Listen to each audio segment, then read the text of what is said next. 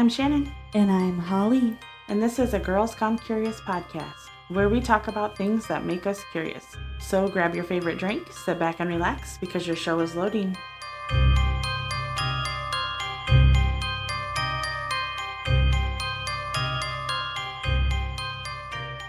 Today's episode includes the following trigger warnings, mentioning topics of mass suicide, coercion, asphyxiation, manipulation, and murder.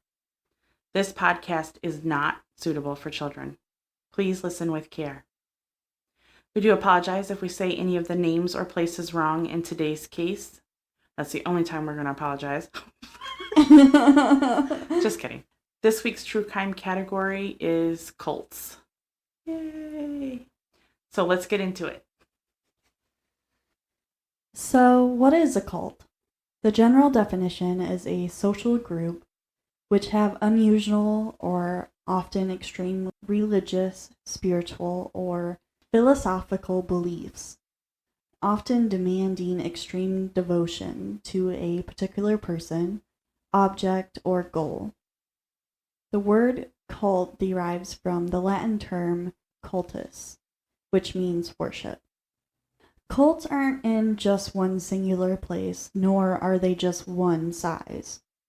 Cults happen nationwide and can be anywhere from a couple people to thousands or even millions of people.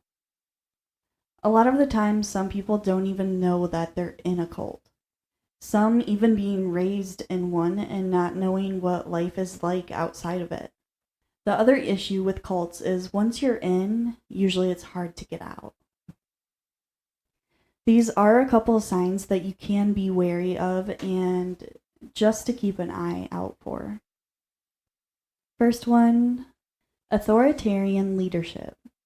The cult is usually led by someone who is charismatic and self-appointed, claiming that they have extensive knowledge and or power. Next is psychological manipulation.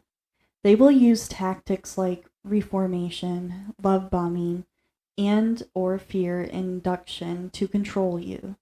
In the beginning, they promise belonging and want your attention only to later make you feel fear, guilt, or pressure. Next is financial exploitation. They will pressure you into giving them money or any assets you have, never letting you have your own personal money, saying that all of it needs to go to the leader and or group for everyone. Suppression of dissent. Any doubts or questions you have are weaknesses. If you don't do what is told, usually there is some sort of punishment. They will make you believe that if you leave the group, you are morally wrong and it is dangerous to leave. Fear and intimidation. They will instill fear into you about the outside world, using conspiracies, disasters, and eternal punishments to keep you there. Identity and thought control. When joining, usually they will make you create a new identity, like a new name, making you completely forget and forego your previous life.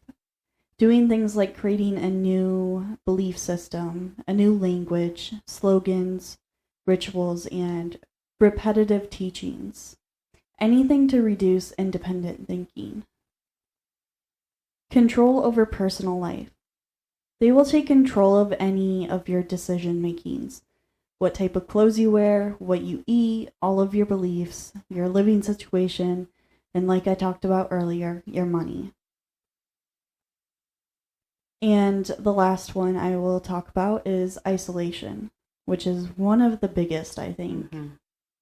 They will make you cut ties with family, friends, and the outside world, making you believe it's you versus them. Everyone that isn't in the cult are bad people, sinners, corrupt, etc., whatever they want to call them. In order to join the cult, you need to cut all ties to your previous and personal life, which is a huge sign of don't fucking do it. Right. I do want to say that this isn't a guideline or a handbook for a cult. They could have all of these or only a few things off this list. These are just what is seen in most cults when they're later examined. That being said, the cult I'm going to talk about today has pretty much every single one of these signs. This cult would end in 1997 with a mass suicide of 39 people, including its leader. This is the case of Heaven's Gate. This cult begins with the birth of Marshall Herff Applewhite Jr. He was born in Spur, Texas on May 17, 1931. Applewhite was the youngest of 4 children. His dad, Marshall Applewhite Sr., was a Presbyterian minister, and his mother was Louise Applewhite. They moved around a lot in the Texas area because of his father's job in building churches. The whole family was close-knit and very religious, also very strict. As a child, it seemed like Applewhite enjoyed participating at church and liked being religious. This, however, would sort of change as he got older. In 1948, he graduated from Corpus Christi High School and soon after attended Austin College in Sherman, Texas. He would graduate with a bachelor degree in philosophy in 1952. While there, he was involved in a lot of different clubs. This included theater and choir. Applewhite still practiced religion, but it was not as serious as he did when he was a child. A friend in college would later say this, quote, "He was an extrovert. He was popular. He was very smart," end quote. Applewhite was said to be very popular and had a certain thing about him that drew people in, which honestly is seen with a lot of cult leaders. Mm-hmm. He had good grades and was said to be smart. Applewhite would claim that he took a liking to a certain teacher, that this teacher taught him to ask the right questions and not to just follow the crowd, introducing him to thinkers like Aristotle, Plato, and John Locke. After college, he met and married a woman, Annie Pierce, in 1952. They would eventually have 2 kids, Mark and Lane. Applewhite would enroll into Union Presbyterian Theological Seminary to become a minister like his father. But he would only stay for about a year before dropping out and leaving. He wanted to follow his dream to become a singer. He would become a music director at the First Presbyterian Church in Gastonia, North Carolina in 1953. After about 2 years, Applewhite was drafted into the U.S. Army to serve in Australia and New Mexico. He would be honorably discharged in 1956 and try to continue his dream of music, enrolling into the University of Colorado Boulder, earning a master's in music. Sometime in the 1960s, Applewhite would move to New York to continue his passion in music, hoping to get on to Broadway or opera. He would get a couple minor roles in some musicals, but nothing big. So he eventually began teaching music at the University of Alabama in 1964 or 1965. There was a couple sources that said both, so I'm not quite sure. It is rumored that Applewhite would be forced to quit shortly after beginning to teach there. I wonder why. This is believed to be because he had a sexual relationship with a male student. That is not where my head went. I was thinking he was trying his cult leader. That's gonna bullshit become... already. No, he was having sex with a male student. Mm-hmm. Which, the part about male on male, it doesn't matter, but age. Yeah. Age in school, mm-hmm. You don't do that. Yeah. In 1968, Applewhite would get a divorce with his wife. I mean, obviously. Yeah, I would hope she... Yeah. The divorce actually ended civilly, with him still being in his children's life. But things would only get worse for Applewhite. He would come out to his parents, and his parents would disown him, shutting him out completely. This would be where he would have a midlife crisis. He didn't make it in his singing career, not to Broadway like he wanted. His marriage failed because he was interested in men, and then his family disowned him. Which, I mean, rightfully so. Right. That sucks. Yeah, absolutely. But that's not fucking reason. No. He would try to move on by moving to Houston, Texas, and starting at another university, which I don't know how that works. Like, he was in relations with a student, and they just, like, hired him. Yeah. But granted, this is in, like, the 60s? Yeah. 70s? So 60s? maybe it wasn't as lax. I mean, maybe it wasn't as strict as it is now. Yeah, I don't know. I wouldn't. If I was my school, I wouldn't be. Yeah. Hell no. This was the University of St. Thomas. He became the chairman of the music department. This time he was openly gay, and many knew him for his stylish outfits. But not all was good. It seemed like he just couldn't become happy. Having problems sexually towards men, he went back to seeing women. However, that didn't work out either. Apparently, he really liked a certain woman, but her parents didn't approve of him, and the relationship ended. And apparently, it was very, like, hurting. I don't know, like, how you say that, but, like, it hurt him a lot, I guess, in this breakup. Like, emotional? Like, yeah, emotionally hurt. Because he really liked her. Yeah. And I also think it's part of, like, he was seeing men, but, like, there was sexually problems with that. So he went back to women and found a woman that he actually liked, and then it just didn't work out. So, I mean, I get it. Yeah, that's frustrating, but it doesn't give any excuse for everything. Right. For your actions that you take later. Yeah. Not long later, Applewhite resigned from St. Thomas.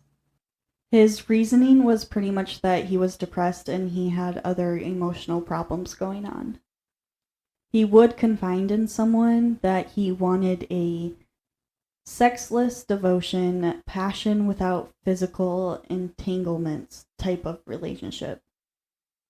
But there's also a possibility that he didn't resign because of emotional reasons, but because of yet another affair with a student. This is just a rumor, not a fact. I believe that probably has something to do with it. Yeah. I mean, it could be both. And maybe the girl he really liked was a student. Maybe. I don't fucking know. After leaving St. Thomas, Applewhite would move to New Mexico in 1971 and open a deli. What made him do this? I don't know. And it seemed to thrive. He had a lot of customers and gained a lot of popularity with the locals. But yet again, it seemed like he just couldn't be happy. Like it wasn't enough. So, he would return to Texas, but this time with a lot of debt. He would ask around for money from many of his friends. Along with this, he would also begin showing interest in astrology, mysticism, and UFOs, seeking something new religion-wise. Then in 1972, he would meet a woman while at a hospital. It's unclear exactly why he was at the hospital. Applewhite later claimed that it was because he was just visiting a friend, while others believed he was possibly there because of a psychotic break. Then his sister claims that he was in the hospital because of a heart problem. And while there, he had a near-death experience when there was a blockage in his heart. So I don't know what... Wow. That's like a whole range of... Literally, yeah. In the end, I don't think it really matters exactly why he was there because the outcome's the same. Yeah. A nurse working there at the time would meet Applewhite. There was a connection instantly. Bonnie Nettles would claim that she believed that Applewhite had a purpose, that God kept him alive for a singular mission, and Applewhite would believe this. She would later claim that they were destined to meet, saying she previously saw a fortune teller that told her she was going to meet a man soon, and then shortly after, she met Applewhite. I mean, it's not... You meet new people like every day. Yeah, interesting. Bonnie Lou Nettles was born on August 29, 1927, in Houston, Texas. She grew up in a Baptist family. As soon as she became of age, she moved away from her family, graduating from Herman Hospital School of Professional Nursing in 1948, soon after beginning work as a registered nurse. She would marry a businessman named Joseph Siegel Nettles in December of 1949, having 4 children with him. Over time, she would slowly become interested in astrology, biblical prophecies, theosophy, and mystical things. Some sources even say that she started getting into the occult and holding seances to talk to the dead. This would be more towards 1966 to 1972 is when she was getting into all of that. Both Applewhite and Nettles believed that their meeting was destiny.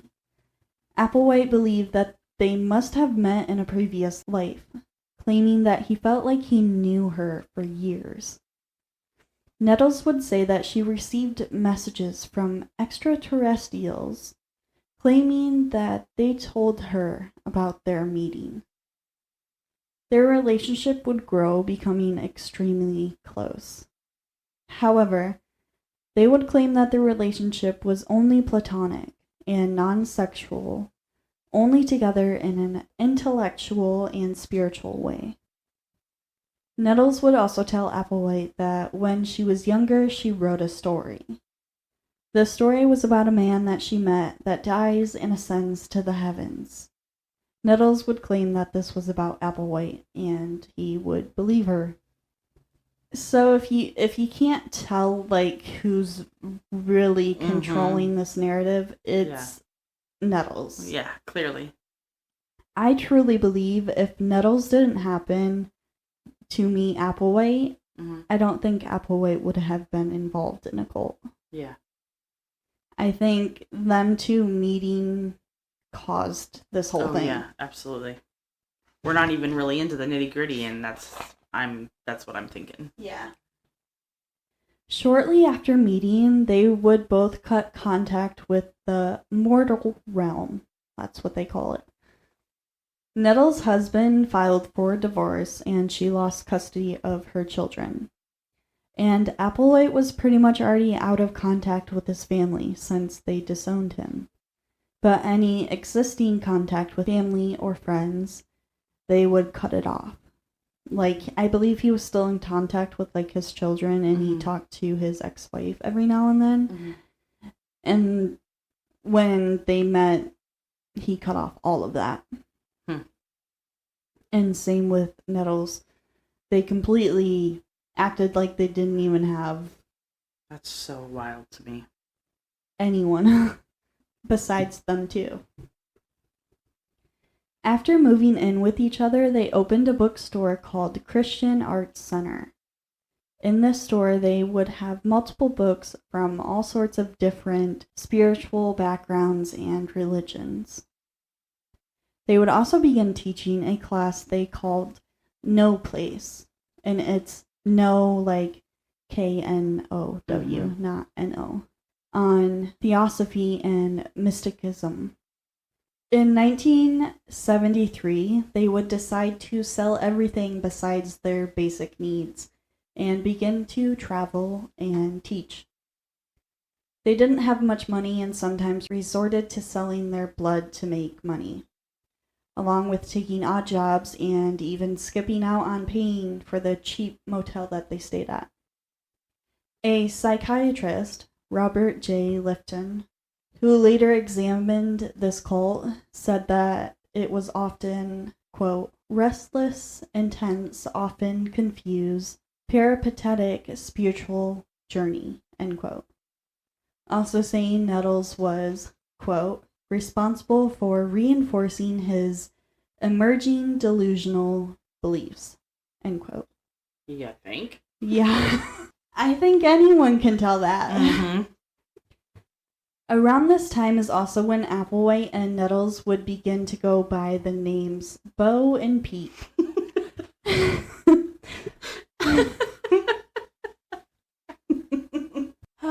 Okay.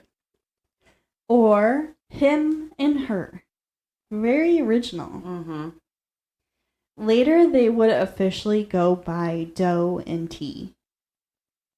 Like, I believe it's like the Do, Re, Mi, Fa, Sol, La, Ti, Do. Yeah. I think that's what it's supposed to be, but don't quote me on it.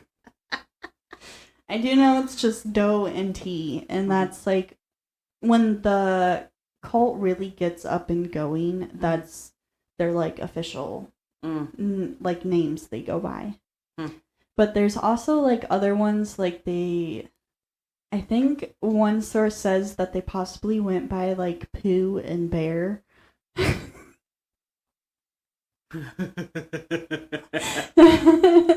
Wow. Yeah, and there's a couple other like really fucking very original names they went by.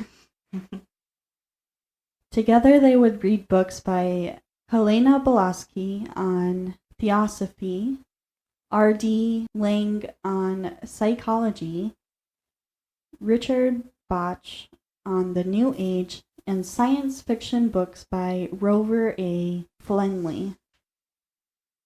And I think they took like all the informations on these books and crammed it into one belief. Mm-hmm. That's what I'm assuming they did. Yeah. They would also focus on Christianology, asceticism, and eschatology, reading the King James Bible version of the New Testaments. Slowly, they would begin to create an outline of what they believed in. In June of 1974, their outline was complete.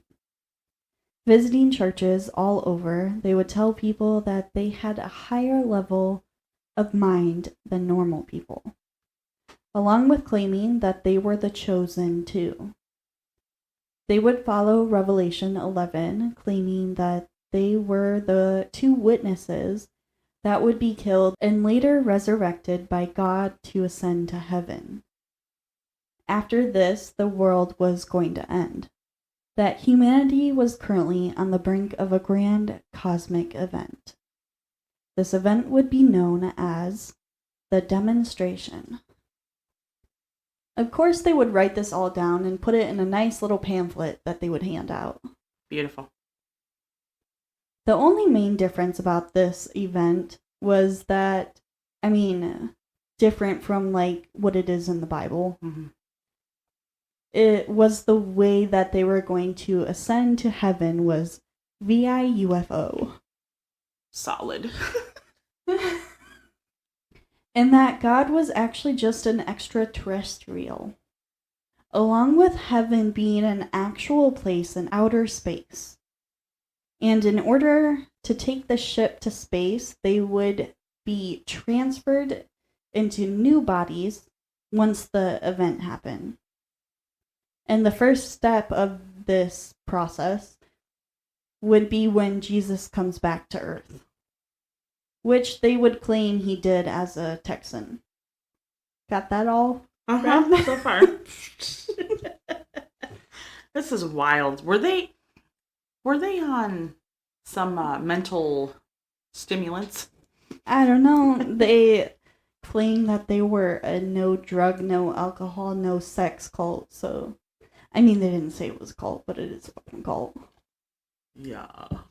Maybe they were the only ones on the drugs. Was their theme song, what is that? Shooting through the sky. Long stars.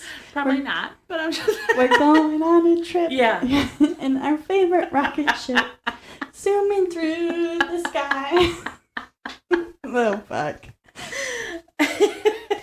No, if anything, their song would be like the theme song of Star Trek because they love Star Trek. Okay.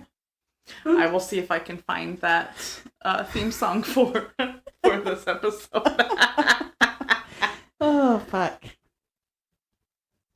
In the meantime, while waiting for this event to happen, their sole mission was to gather people and ready them to ascend to the next level, which is what they called heaven. They called it, like, the next level.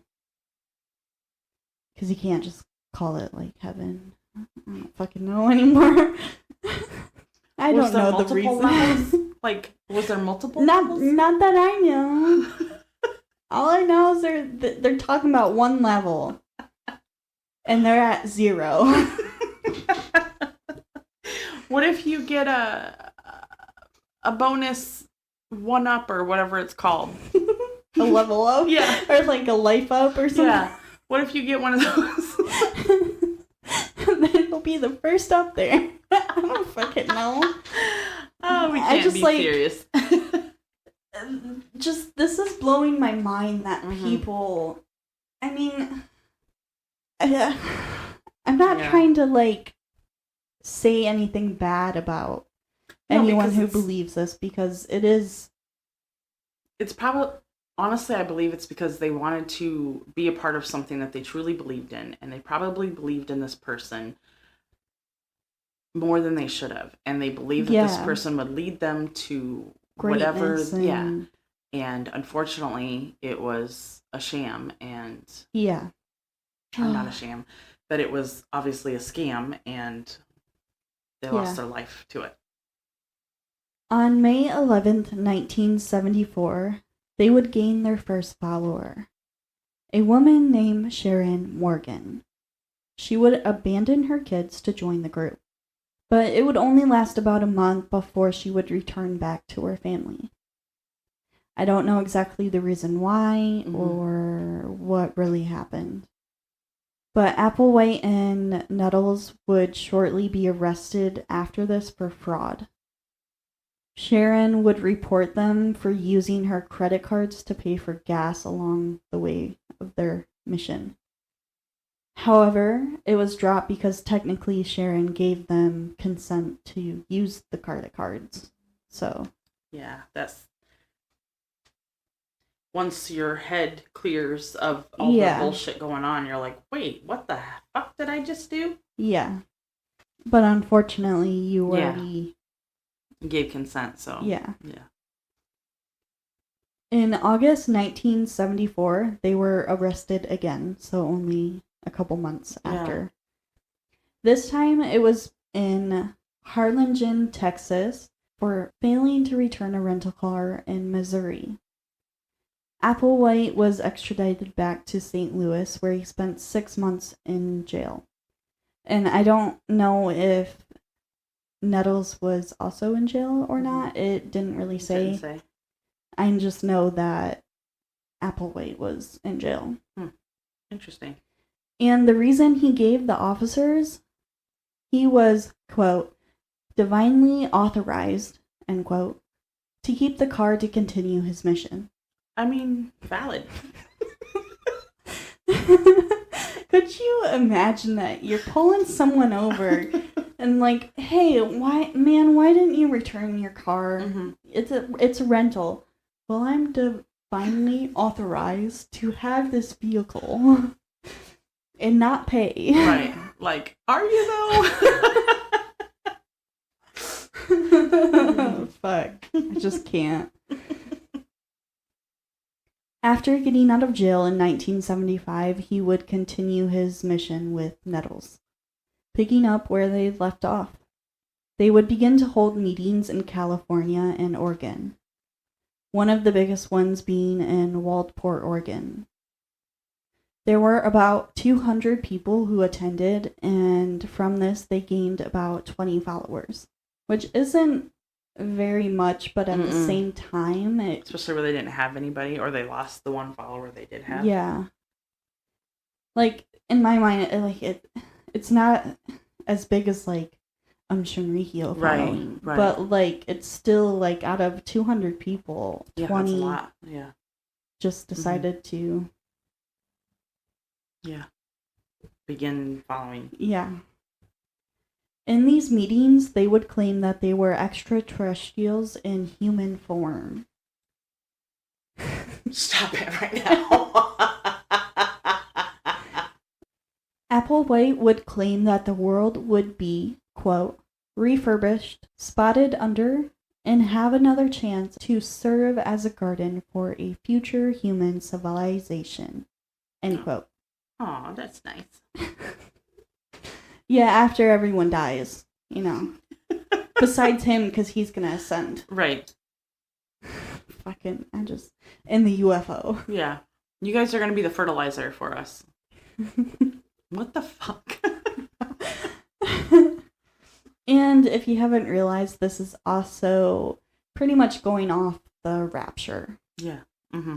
Where, like, the good ends up going to heaven and everyone else stays on the ground and Earth becomes hell. Yeah. And earthquakes and a bunch of other natural disasters happen and so on and so on. The people that would follow this cult would abandon their family. Pretty much just leave and or sell everything just to follow them. Some would say goodbye to friends and family, while others would just disappear with Applewhite and Nettles. I don't understand. Yeah. Some family members would chase after them and try to get them to come back, but it didn't seem to do anything. Also, no one filed a missing persons report, so police didn't really do anything, because they couldn't really do anything. Mm-hmm. Because technically, they left with their own free will, and also nothing illegal was happening. Mm-hmm. Also, all of the members had to be at least 18 years or older. It seemed like a lot of them were younger adults, which younger adults are easier to manipulate, I believe. They're more impressionable. Just in college or getting out of college and trying to figure yourself out, and this guy comes along and says, I'm gonna hop on a UFO, you wanna come? We might get probed. Oh my gosh. Oh fuck. If we don't laugh during this, it's... Yeah. Applewhite and Nettles would continue to travel and hold meetings, slowly growing their cult. Eventually, they would become known as the UFO cult, or the Human Individual Metamorphosis. They started to gain a lot of popularity. I mean, the news and media were going crazy for, what they were doing. Because this group of people, this cult, I mean, they're not calling themselves a cult, but they're a fucking cult. Yeah. Are saying that they're going to survive by taking a UFO and hitch and hike on out of here. Applewhite and Nettles wouldn't necessarily like that they were gaining popularity. So in 1976, they would claim that the doors were closing. No one else would be allowed to join the cult at this time. And at its peak, they would have about 100 to 200 members. Which I believe they most likely would have gotten more if they didn't close the door. Yeah. Because after they announced we're done, we're closing the doors, we're not accepting anything, they kind of just disappeared. Almost went underground, or I mean the next part explains a little bit of it, but it's so crazy. So, wanting to get away from the public eye, they would tell the followers that they needed to split up into different groups, to spread out and hide out so media couldn't find them. They would call these groups star clusters, only regrouping when necessary in a pre-selected location.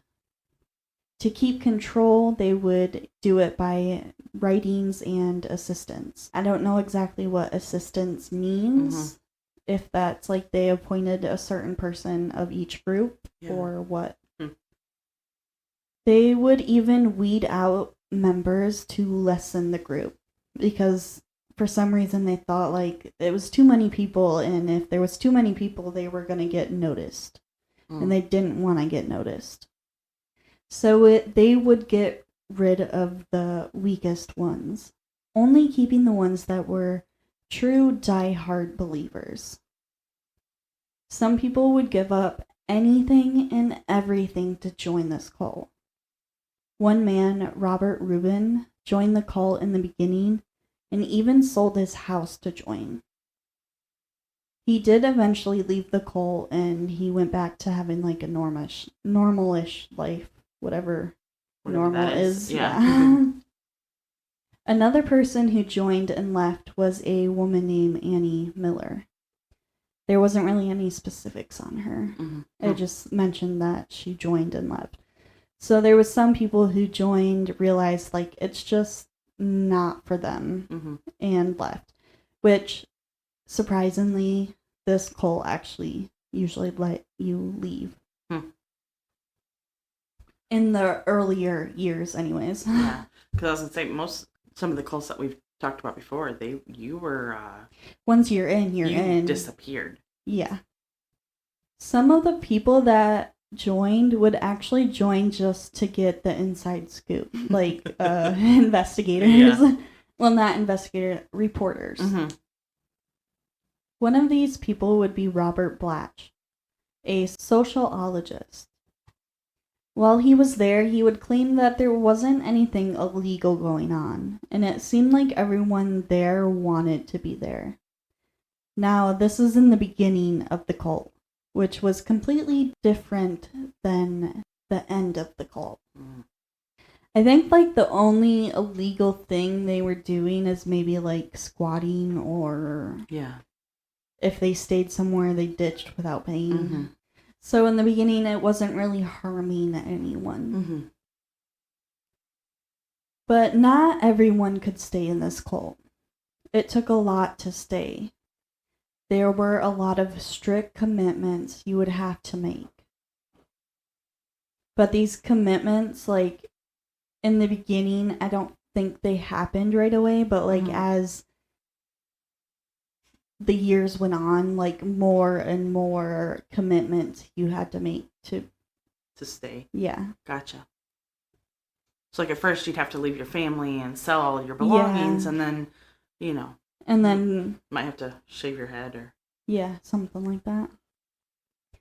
First, you would have to forego all drugs, alcohol, and sex, along with changing your name. And all of the names must have 3 consonants, specifically in the first syllable, and then end in "ody," like Slovodi or Brinodi. It's stupid, but... whatever, that's what they... Yeah. That's what your name would change into. The no-sex rule was highly enforced. It was to the point where 8 men in the group, including Applewhite, went to Mexico to undergo medical castration. Holy shit. Anyone who couldn't control their sex drive was suggested to do this. Holy shit. Yeah. So, like, the no sex was, like...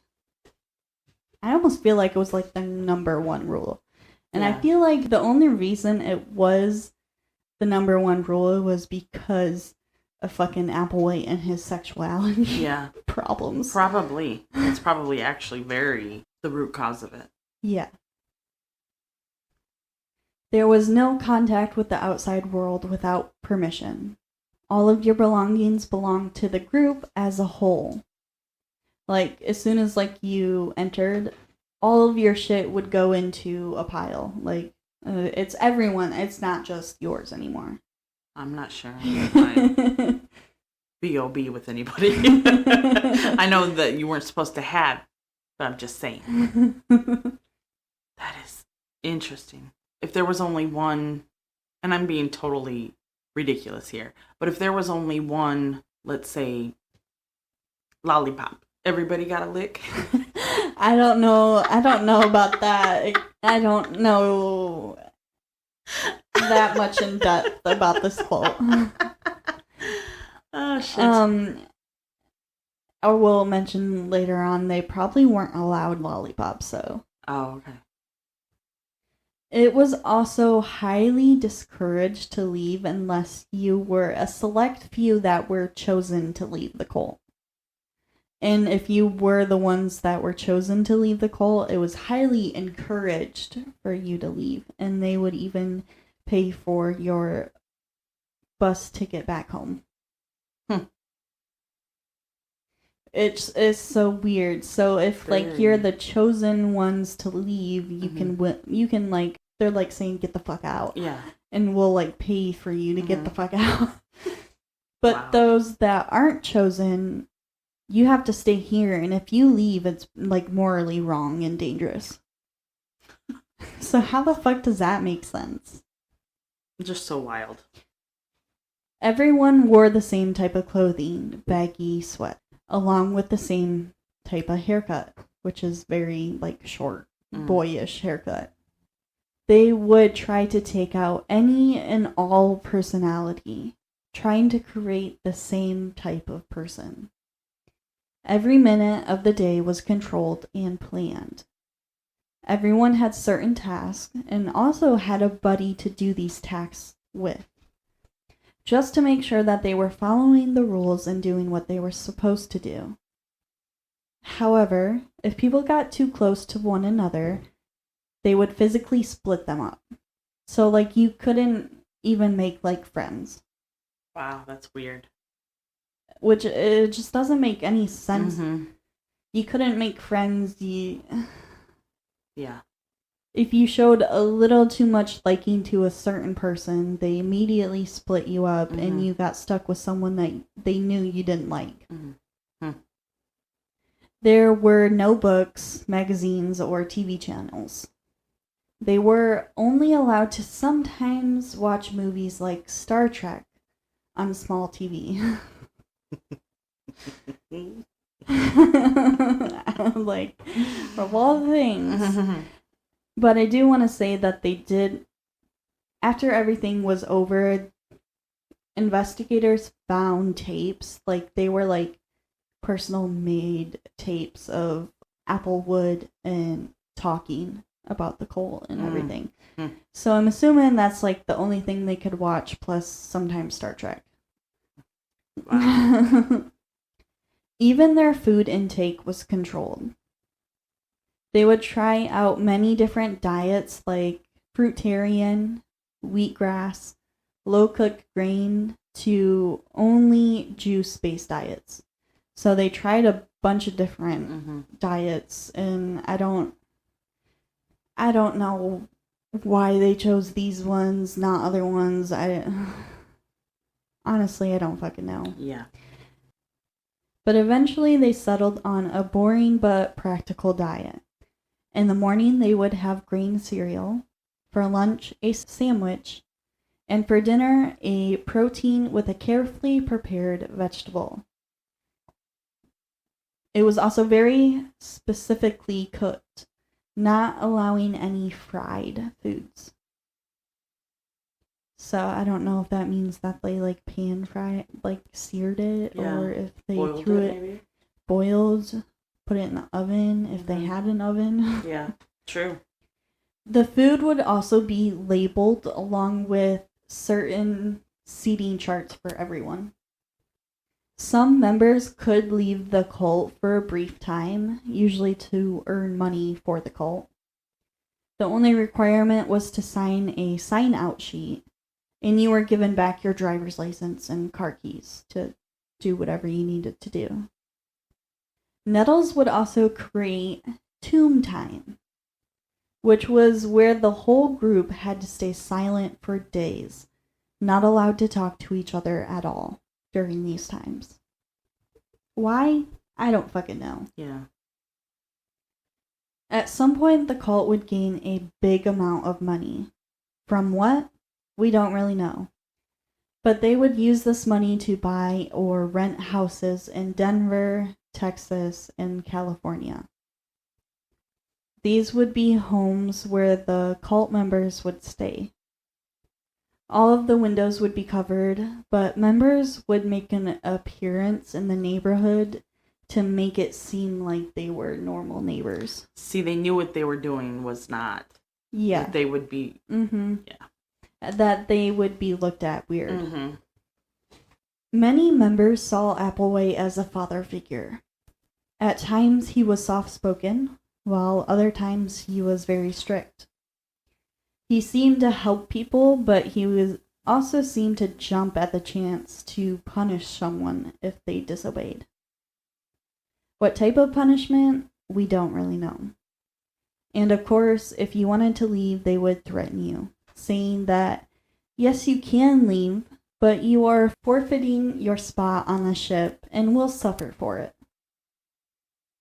But like earlier, they were kicking people out and saying like... Yeah, and now they're trying to keep people in. And then you keep people in by threatening them, like, if you leave, you don't get on this ship anymore. Yeah. Things began to take a turn when Nettles died from cancer on June 19th, 1985. From the beginning, they both claimed that they were to ascend together after getting a new body. How they got this new body? I don't fucking know. Mm-hmm.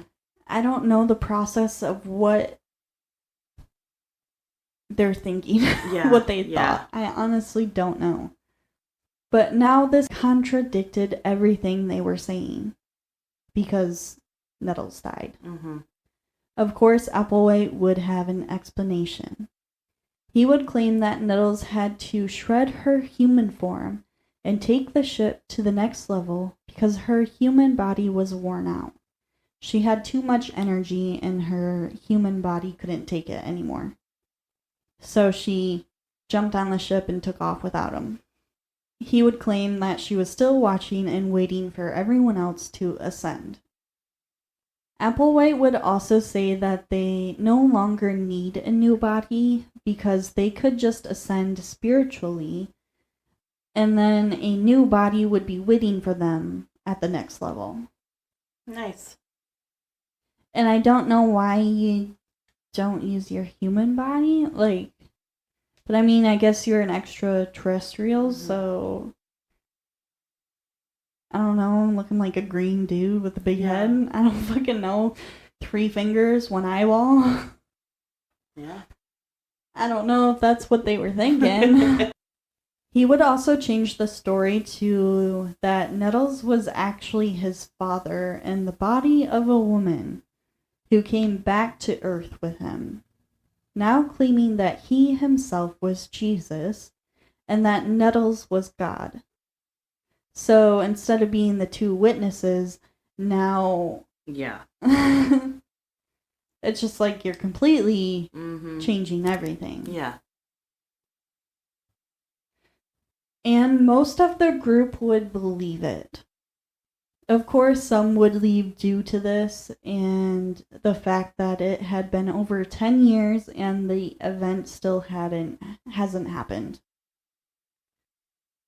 And I do want to say, in the first year, 1975, when they got, a lot of people joining, at the end of the year, some of them, ditched because it's, they were saying, all this, the event was happening, all this stuff was happening, but nothing was happening. Yeah. Which is usually how it goes. Yeah.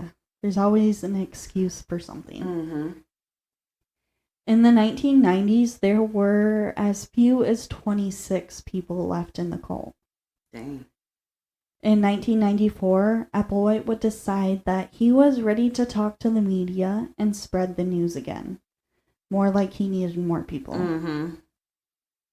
This was the final attempt to draw people in.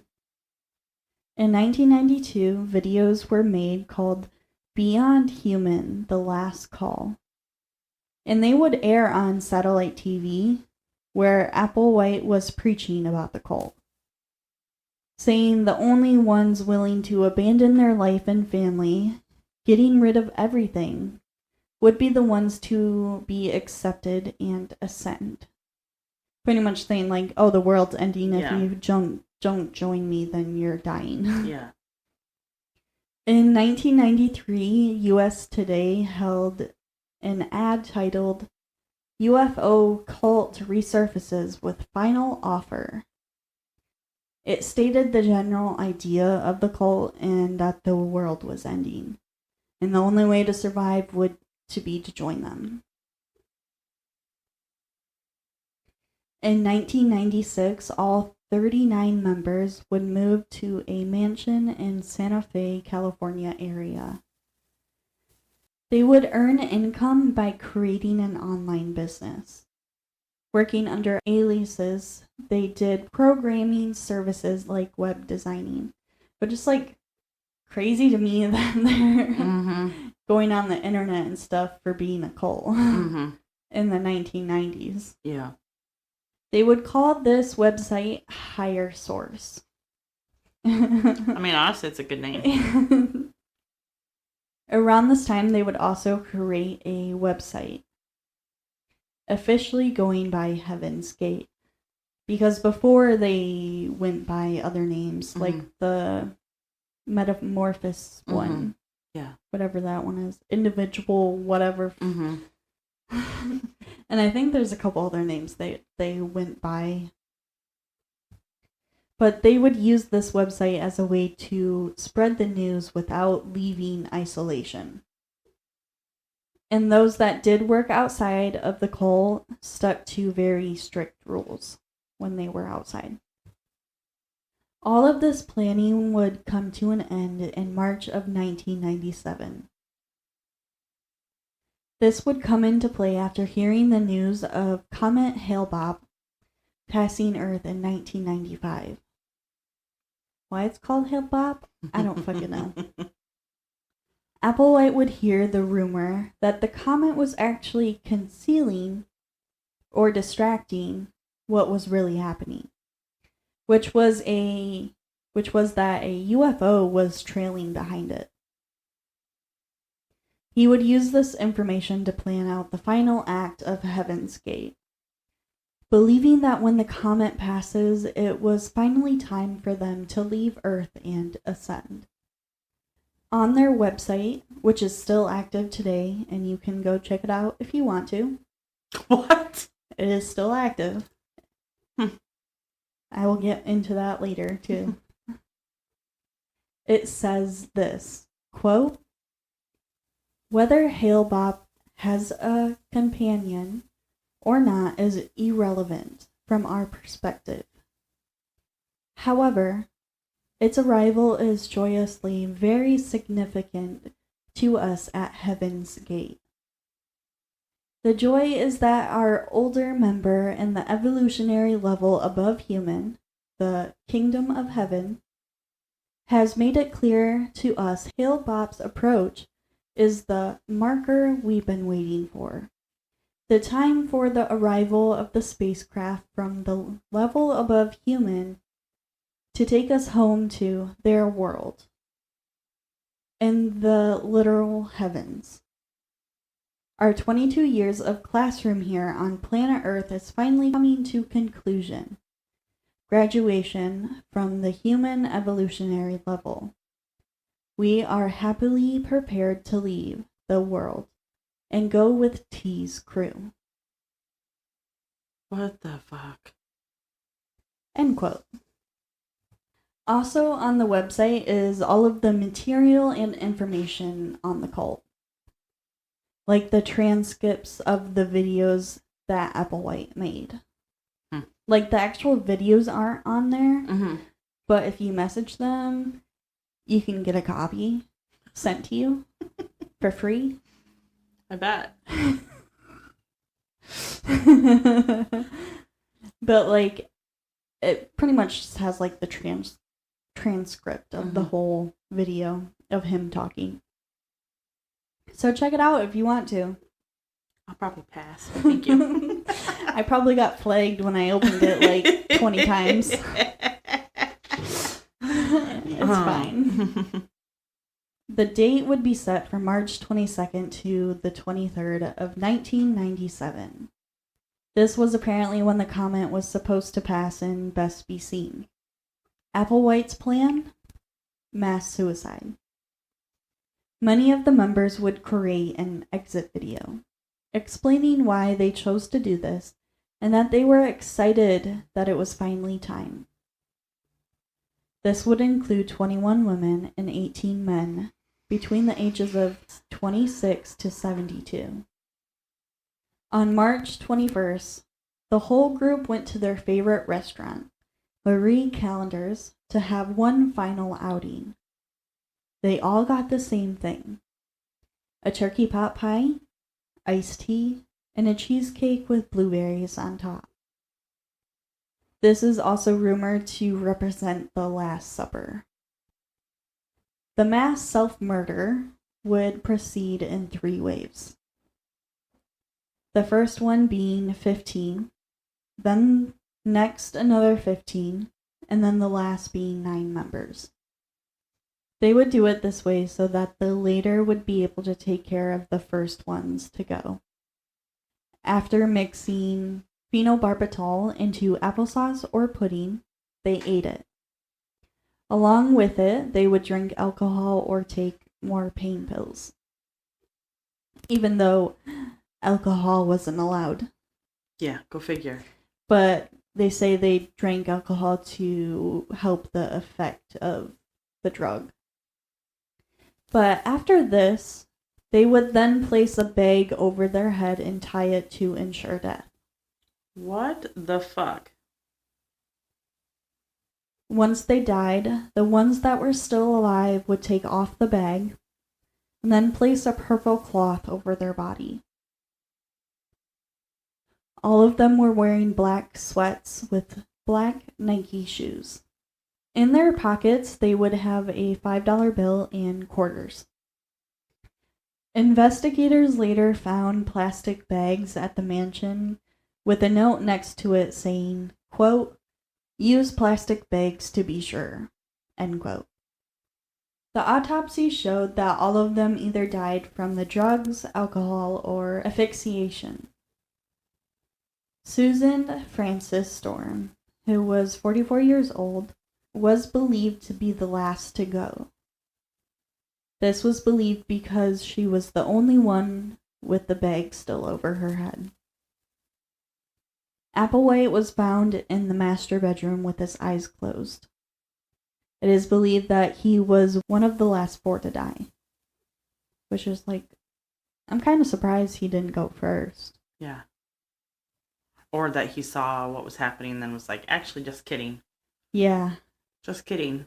I don't know. It's also mentioned that Applewhite possibly had heart disease, too.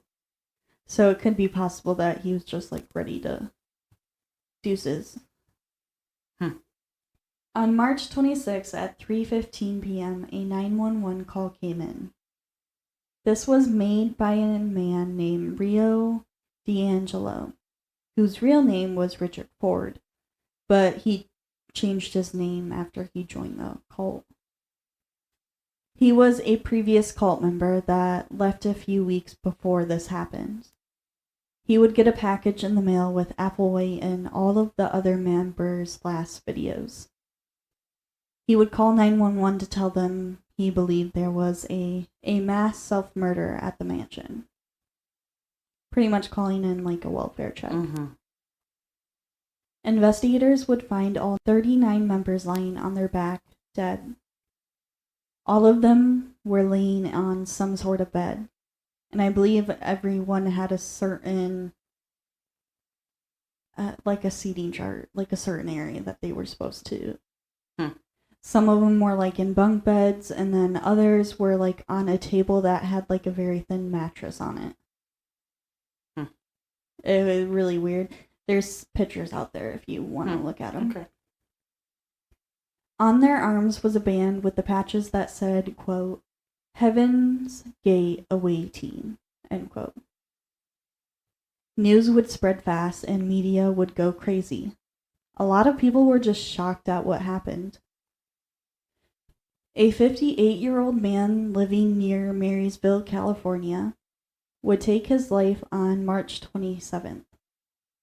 A note would be found with this written on it, quote, "I'm going on the spaceship with Hale Bopp to be with those who have gone before me," end quote.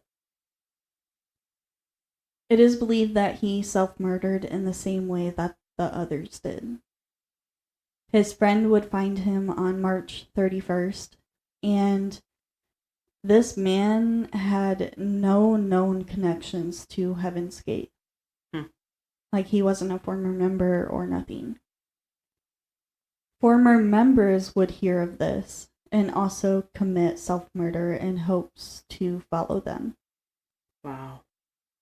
Wayne Cook and Chuck Humphrey, also known as Riccoti, both attempted self-murder in a hotel on May 6, 1997. Cook passed away, but Humphrey was saved by authorities. In February of 1998, Humphrey tried again and succeeded in taking his life. He was found in Arizona with a $5 bill and quarters in his pocket. Next to him was a note that said, quote, "Do not revive," end quote. Dang. James Perkey Jr. died by self-inflicted gunshot wound on May 11, 1998. He was also a previous member. Vice came out with an article called "The 1990 Cult Heaven's Gate Has 4 Remaining Followers. We Spoke to Them." This article was written by Martha Abromatite. They claimed that they messaged the email that was on the website and got a response. In the beginning, they asked, like, who's running the website, because it was, like, still up and running. And the response was no one. But of course, then they asked, like, then who are they talking to? They would respond with, quote, "We joined at the beginning in 1975 and have been with them for 45 years. There are 2 of us here in Arizona and a couple more around the country," end quote. This would be from Mark and Sarah King. They claim that they were instructed to tend the website in the 1990s. They worked on the emails and legal and archiving issues when they weren't doing like their regular normal job. Claiming that they get about 5 emails daily from people asking to join the cult. I don't know if I believe that. I mean, there's some people, I don't know. Yeah. 5 people a day. Yeah. I don't know. They also tell them no because the cult is no longer active and ended in 1997, even though they're part of it still. Mm-hmm. I don't know. I don't know how that works. Yeah, what made them decide on those particular people to stay? Yeah, to stay. Obviously some sort of brainwashing, manipulation or something. Yeah. Or maybe they give them some money or something to keep doing it. I don't know. Yeah.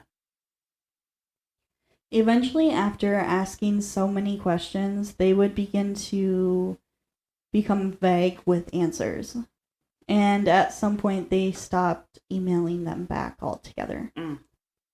So there's 38 victims and 1 jackass. Mm-hmm. Yep. Some of them, I have their names. Some of them, I don't. Some of them, I have a little bit of information. So I'll just go over what I know. Dana Tracy Abreu was 35 and a female, and was from Colorado. or at least her driver license was from Colorado, because they found almost next to every victim, they had like a bag with their ID in it. Mm. Robert John Arancio was 46 years old, and at the time his license said Texas. Mm-hmm. But he was born in Brooklyn and raised in Miami. He studied in architecture in Florida before moving to California. He joined the cult in 1975 after believing that he had a purpose there. He did visit his family twice over the years, but always went back to the cult, even though he told family members he was thinking about leaving. Raymond Allen Bowers was 45 years old, and his driver's license said Florida. In the 70s, he joined the cult, but left in the 80s to return to Fairfield, Connecticut as a clerical oysterman. Whatever the fuck that is. Yeah, I have no idea. His wife would later divorce him, and then his brother drowned in a boating accident. So he would move to Florida near his stepsisters to start fresh. Mm-hmm. And while there, he ran into other members of the cult, and after that, he rejoined in 1994. LaDonna Ann Brigado was 40, and her driver's license said Colorado.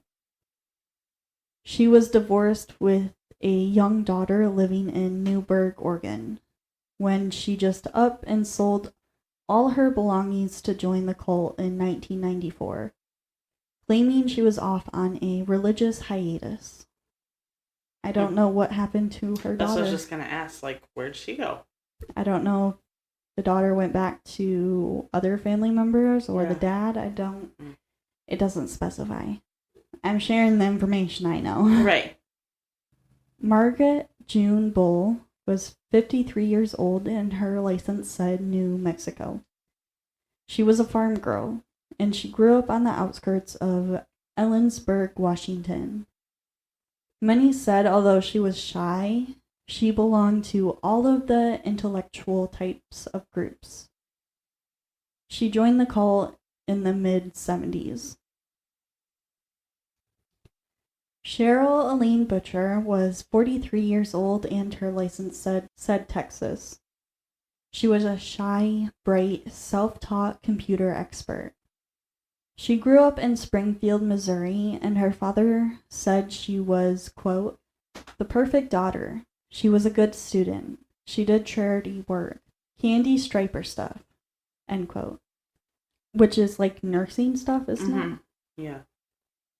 However, her mother would say that she was also a loner and watched a lot of TV and reading. Which, what the fuck's wrong with that? Right, exactly. Get lost in a good book. Yeah. Her mother would say that making friends was hard for her. And she would join the cult in 1976. Michael Howard Carrier was 48, and his license said Texas. Suzanne Sylvia Cook was 54, and her license said Minnesota. Suzanne was known as gentle, quiet, and was fascinated with computers and space. Her and her husband attended one of the cult meetings 20 years ago. Mm-hmm. And at the time, they were kind of drifters living in a boathouse. And not long after going to this meeting, they would give their 10-year-old daughter, Kelly, cassette tapes explaining their departure, and then just left her with friends and went and joined the cult. Oh my god. Yeah. That's so fucked up.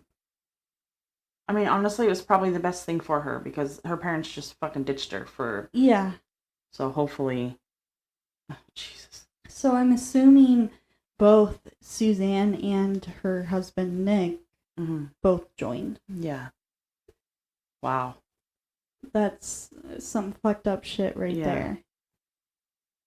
John M. Craig, aka Logan Lawson, was 63 and his license said New Mexico. He worked in a real estate development office, and in 1975 he left a note to his wife and 6 kids and just disappeared.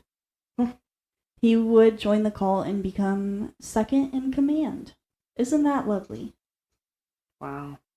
Some of these people, I'm questioning, Yeah. if they're even decent human beings. Yeah. To be able to just fucking leave your family. Mm-hmm. But in a case that we'll probably talk about in the future, at least he left and didn't kill them all. True, but yeah, I don't know how anybody could just do that. Yeah. Betty Eldry Deal was 64 and her license said Texas. So Erica Ernest was 40 years old and her license said California. She was an independent and inveterate traveler. She was dating a guy and they went to Europe, and when they came back, they were in Oregon and attended the 1975 meeting that Applewhite and Nettles held. Soon after, they sold everything and left their home and joined the cult. Damn. I believe the man that she was staying left the cult too, but she decided to stay. Mm-hmm. Darwin Lee Johnson was 42 and his license said Utah. He was a firm believer in UFOs and space aliens. I also want to mention he was a huge fan of Star Trek. After he would join the cult in the 70s, but then he would shortly leave to pursue music. But in 1994, he saw the ad for Heaven's Gate and just left to rejoin. Which seems to happen a lot. They leave, see something, meet someone, and head back. Yeah. Jacqueline Opal Leonard was 72 and her license said Colorado. She lived in Des Moines with her husband and she had 3 children. They had multiple conversations about God and that it was a commonplace. And this eventually led to her leaving her family to join the cult. She would remain torn between being in the cult or being with her family, so multiple times she would visit her family. Mm-hmm. And one of the times, apparently, she brought 7 other cult members with her. And I'm that's weird. Yeah. Why the fuck would you do that? Yeah, because she's trying to convince her family to join too. Probably. Jeffrey Howard Lewis was 41 and his license said Texas. He was a Texas native who spent a decade in the cult after serving in the Navy. Lewis left and then returned 12 years later after working as a masseur in San Antonio. And then I'm assuming it doesn't really give much more information, but I'm assuming he just went back. Yeah. After his job didn't go the way he wanted it to. Yeah, I'm assuming so since he's no longer. Yeah. His brother says, quote, he felt like he didn't have the meaning he had when he was in the group, end quote.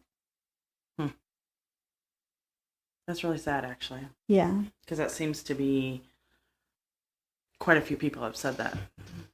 Yeah, like they didn't feel important enough in their regular life. Yeah. Or they didn't feel like they had meaning besides when they were in the cult. Yeah. Gail Renee Mater was 28 and her license said Utah. She grew up in Sag Harbor, New York, and left home early on. She left her family cryptic letters from different locations, so she was kind of like a drifter. Okay.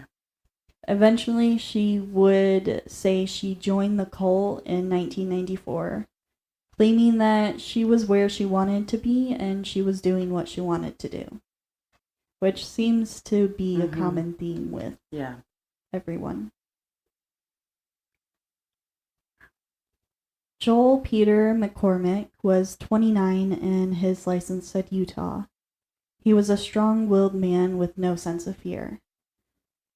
He joined the cult in 1994 after having trouble succeeding as a masseur. He was also a Star Trek fan. Yvonne McCurdy Hill was 39 years old and her license said Ohio.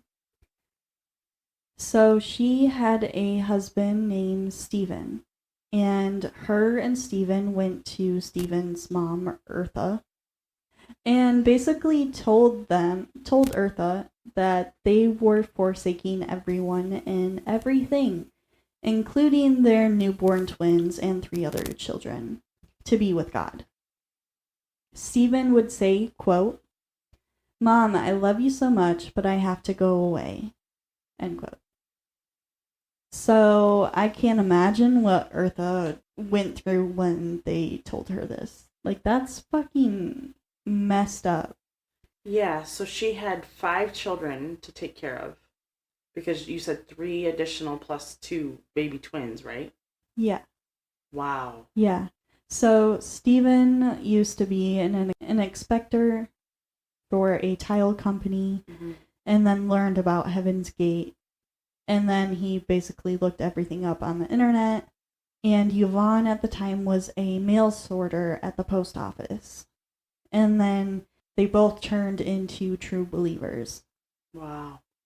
So they both joined, and then Stephen soon started rebelling, and he said that he felt like something was wrong in there. So Stephen was sent on an errand, and he left and never came back.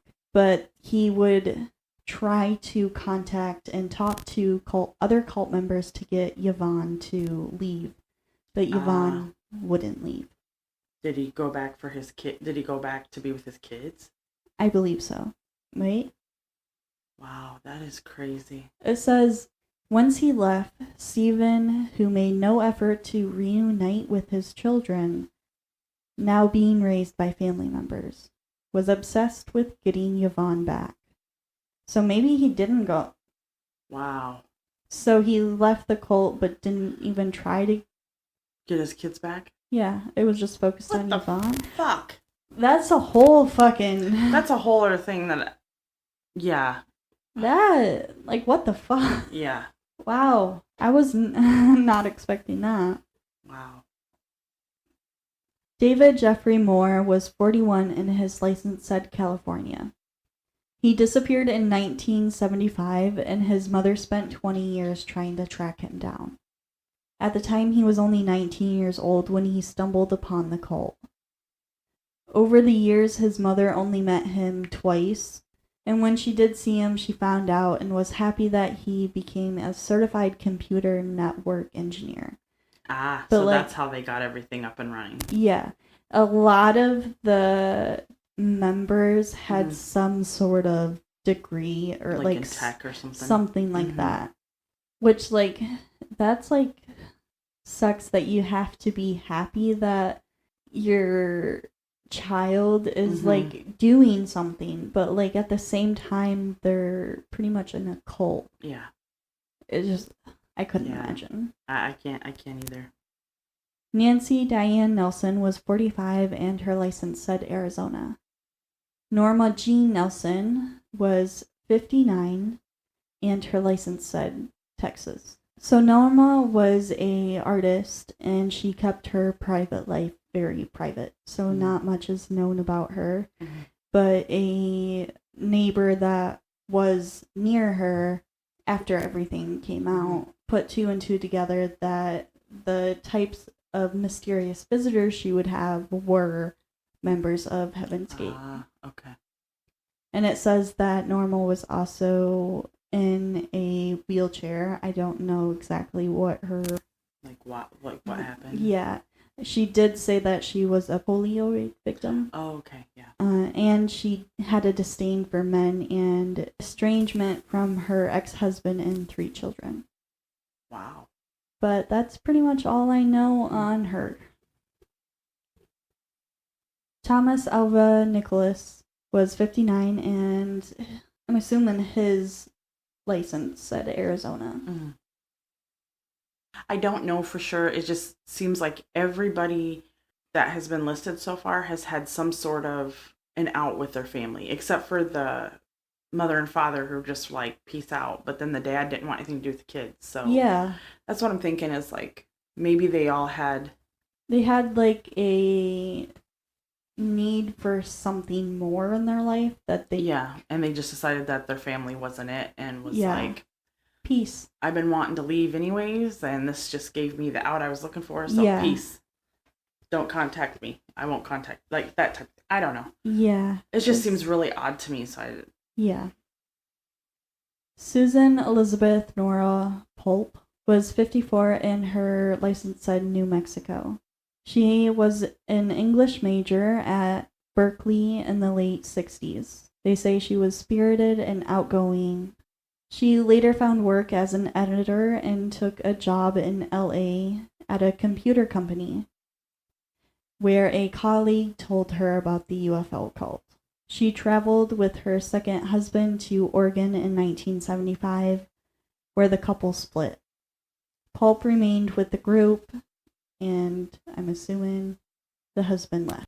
It says that she wasn't able to have kids, and she was deeply disturbed by that.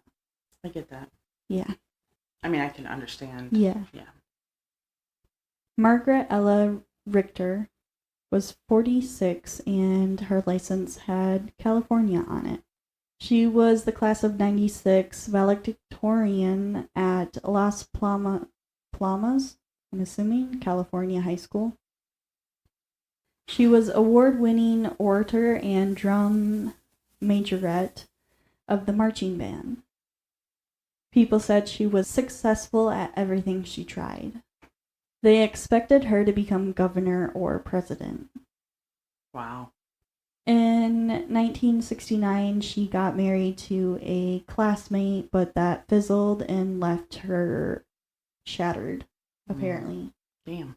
She did earn a master's degree in computer science at UCLA, but she seemed to be losing interest in life, and that's when she encountered the cult and joined in 1975.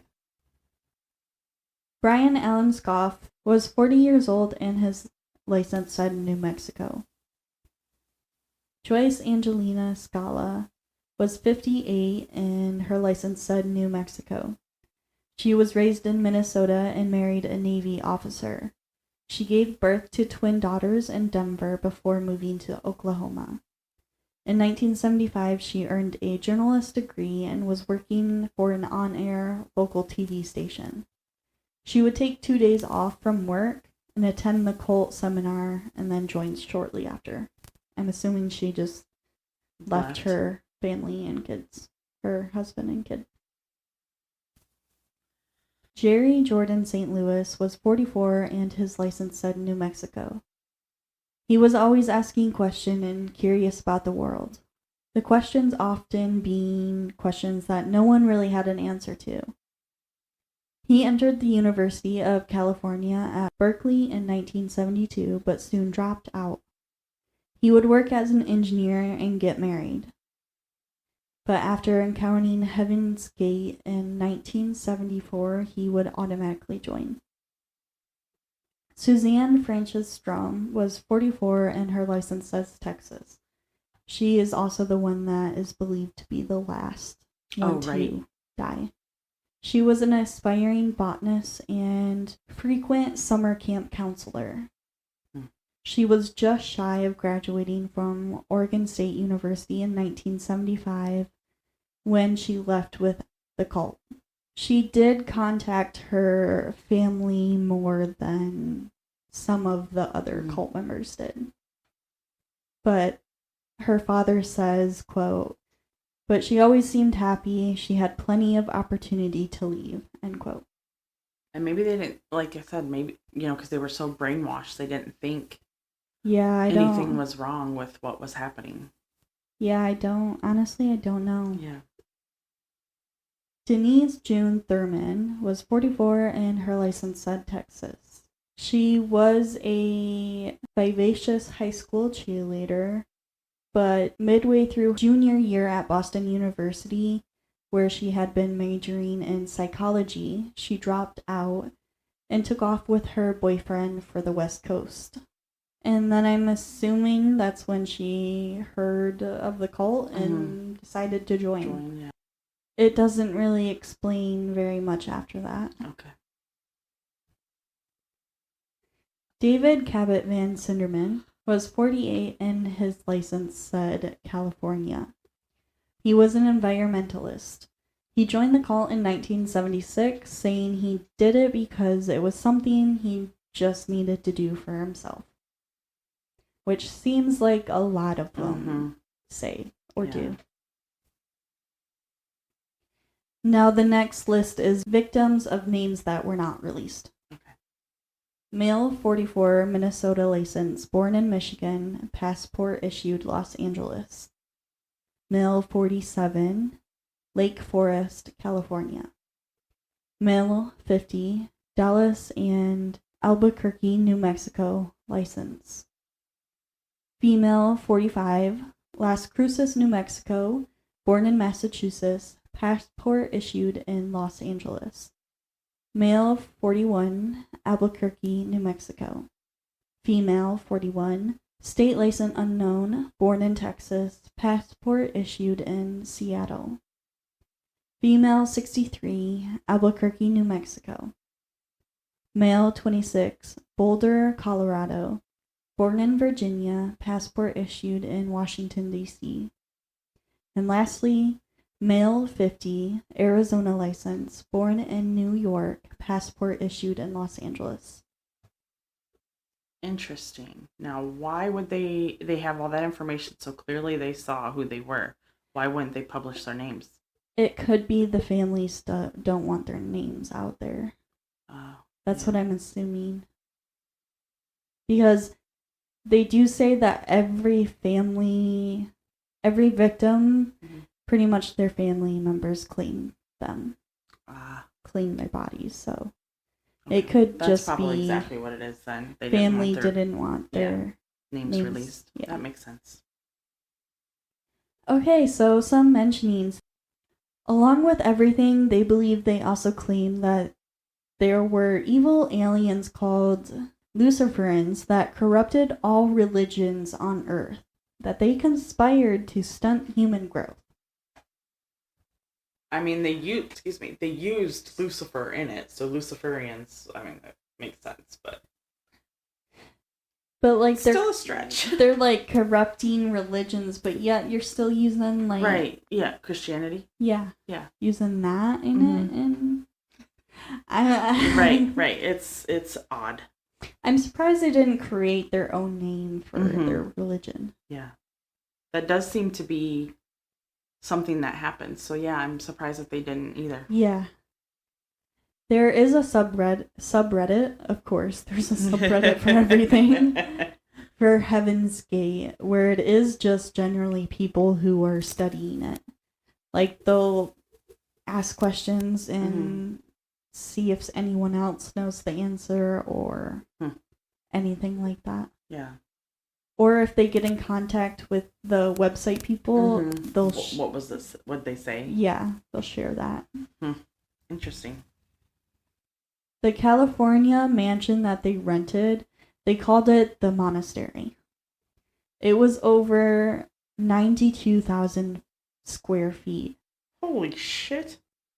Near 18341 Colina Norte Rancho Santa Fe. Sorry, that's a mouthful. Yeah. It cost them about $7,000 a month to rent. Wow.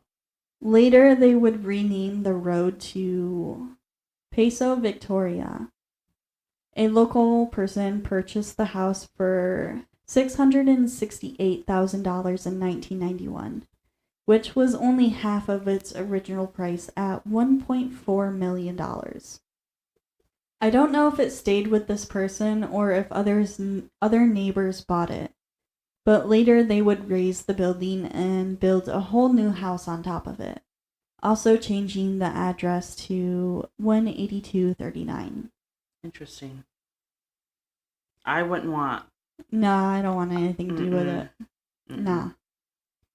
Rio D'Angelo, the one who called 911 for the wellness check, tried to fight that the Higher Source company was supposed to be his. The website that they were doing, like, programming and all that. Since he was, like, technically the last member of the cult, but, like, technically he wasn't, because there was others. That were keeping the website going. Yeah. Anyways, he would lose, and this Higher Source would be liquidated, and all the fundings went to the victims' families. Good. When the cult moved to California, they would also purchase alien abduction insurance. Which You gotta be lying. I'm not. Look it up. You can buy it. This covered abduction, impregnation. Oh, good. Or death by aliens. They had up to 50 people covered, and as long as you could prove that it happened, the payout was $1 million per person. I know you can't see me, but I am totally slow blinking. What the fuck? I mean, kudos to whoever came up with that insurance idea, because clearly it was a business choice for them, and they definitely succeeded with the cult buying insurance. Yeah, I don't... How the fuck do you prove it? I don't... Is it the goo on the probe? Do you have pictures? Like, what? And it's a real thing. You can buy this. You can seriously buy alien abduction insurance. Interesting. If anybody has purchased this insurance, can you let us know in the comments what exactly it covers? Like, what do you have to have for proof? Have you submitted a claim yet? So, I don't know. This says triple A. For real? I don't know if it's a fake triple A, but it says triple A. It has alien abduction. Whether you consider UFO or werewolf insurance serious business or not, life insurance certainly is. We offer members an array of life insurance products to meet the needs of families in every stage of life, all from a name you can trust. For what?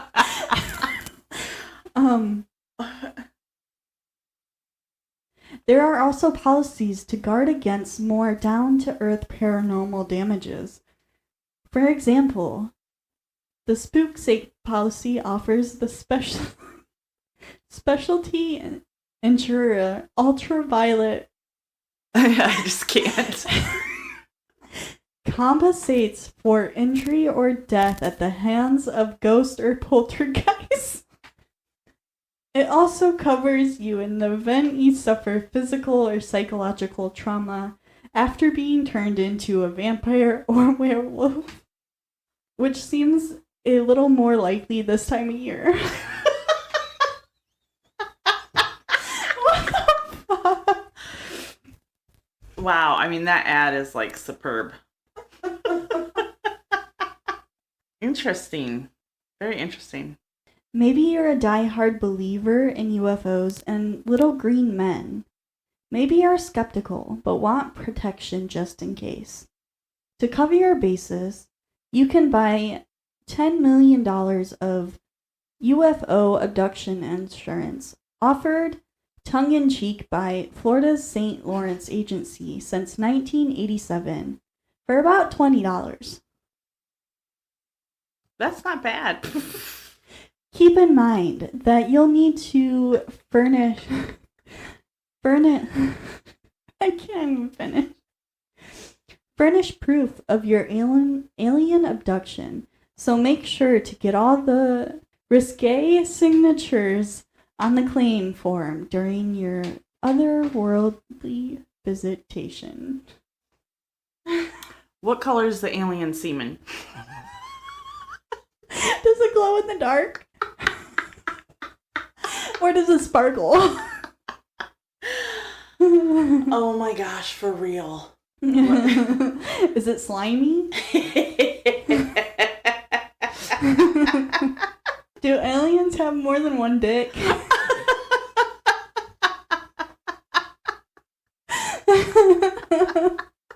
Do they have a dick? Right. Or did they use machines because they don't have one? Maybe they're after us because they can't procreate anymore. But they have really long fingers, so maybe they use a finger. What if their fingers their penis?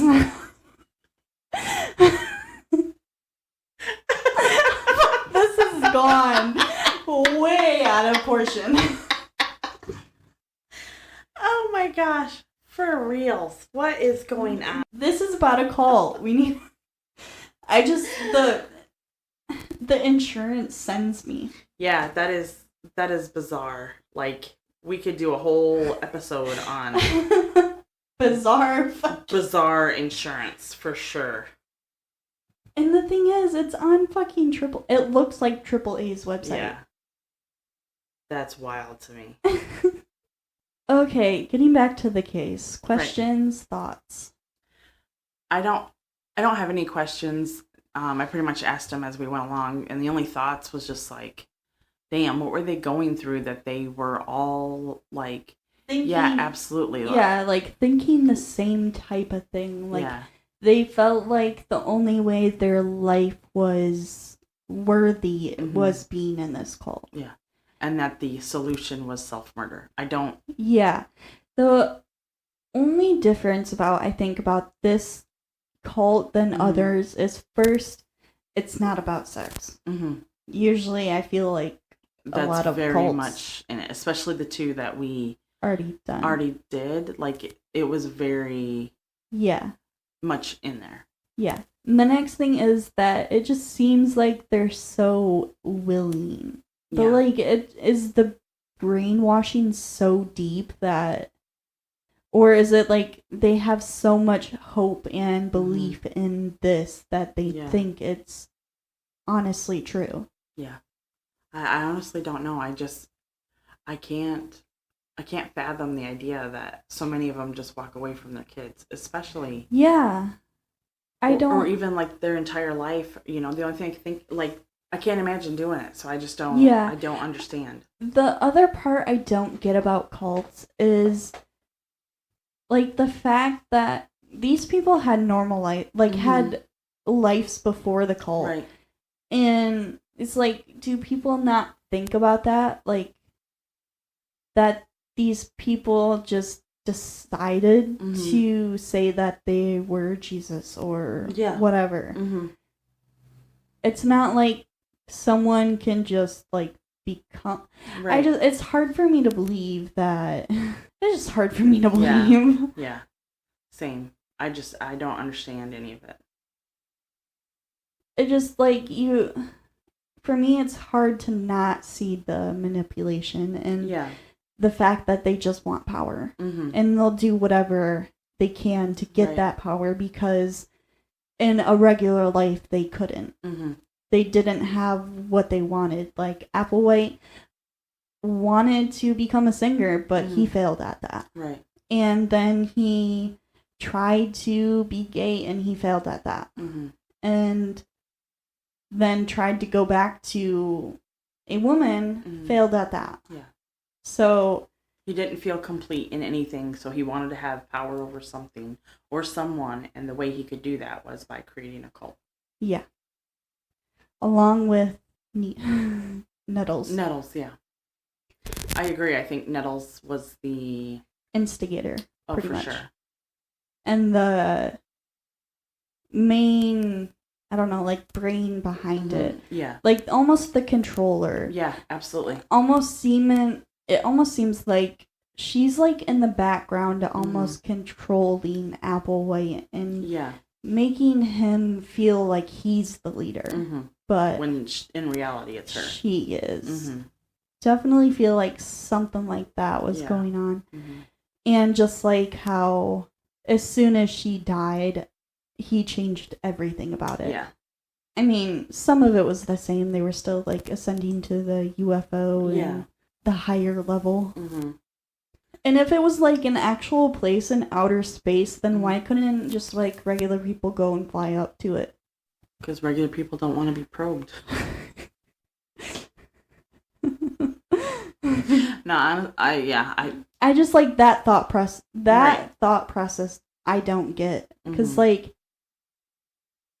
if it was an actual place that they were saying, like, then why couldn't they just?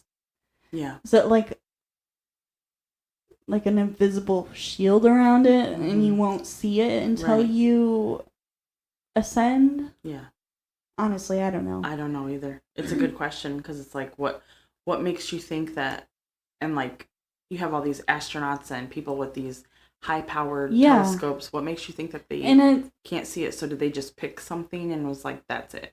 And right there. And it's not like it's the 1800s. Right. It's 1975 to the 1990s. Yeah. And there was obviously astronauts and a bunch of other shit going on during that. I honestly have no idea. I have no idea. It doesn't make sense to me how people followed this, but I guess if you just truly believe in UFOs and aliens, then I guess you could jump on it. Honestly, this cult has more question than it has answers. Right. That was actually, I did have a question. How the hell did they get their money? Because I know everybody that joined, like, sold all their stuff. Yeah. But a lot of them were saying that they didn't have much, but they sold all that they had. Yeah. And got across country which I get, but it takes money to get across country. So in the beginning, I don't necessarily know how they did it unless they had decent houses and had a decent amount of money. Or maybe they were able to get like credit cards and like max those out and that stuff. But at some point they gained like a lump sum of money.